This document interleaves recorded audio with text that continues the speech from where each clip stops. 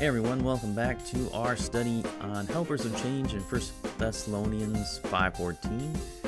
Today we're looking at the overwhelmed people in our church. So here's the problem. We're to keep our eyes out for those who are faint-hearted.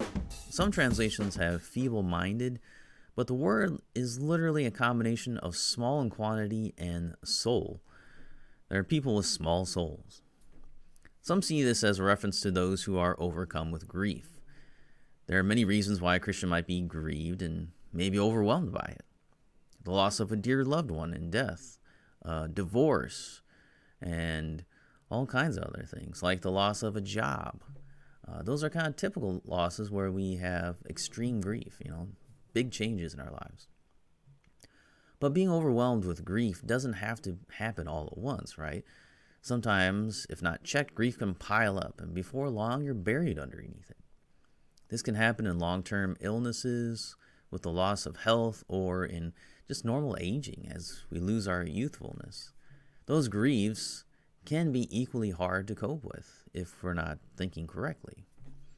Some people see this as a person who is faint-hearted in a trying situation. In other words, these people are cowards. They're overwhelmed by something that they are unwilling to do anything about.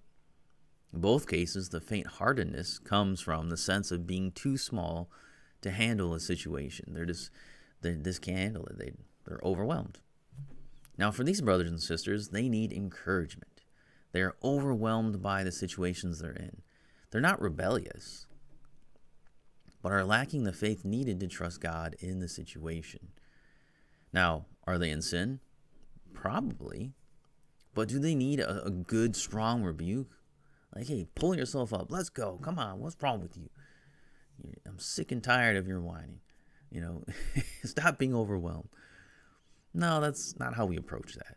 That's not the best way to confront someone. And Paul tells us here. What do they need? They need to be lifted up out of the situation. They need someone to come along and share in their suffering and share comfort as well in 2 Corinthians 1:4. We're to encourage these in the church. We're called to come alongside with words of sympathy and comfort, pointing them to Christ, and taking their overwhelmed feelings of overwhelming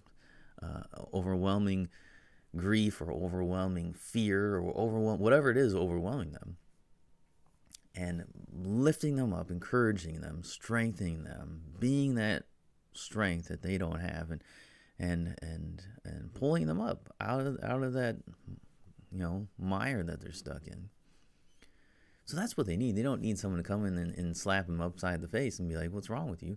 It's, man, are you okay? Can I help you? Now, they might be, like I said, they might be in sin because they're lacking trust in God. They're doubting Him. They are, they were trusting in themselves probably, and that's why now they're overwhelmed because they couldn't do it. They need to be pointed to Christ. And so that's where we go with these people, is encouragement, like Paul says. Encourage these people who are overwhelmed, the faint-hearted. They need to be encouraged. So that's one of our tasks in the church, is to do that. Now, next time we're going to take a look at the next group, which is the weak.